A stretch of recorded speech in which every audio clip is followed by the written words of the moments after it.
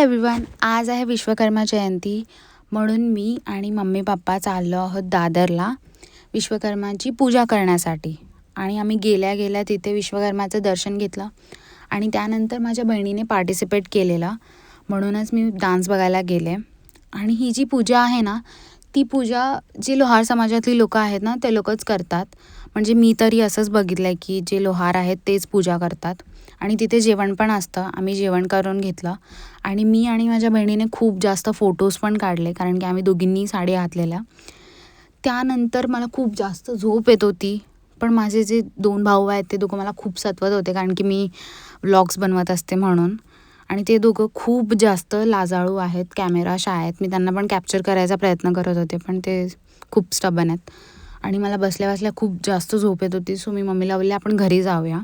तुम्हाला जर असेच माझे व्लॉग्स आवडत असतील तर लाईक, शेअर, सबस्क्राईब करायला विसरू नका. बाय.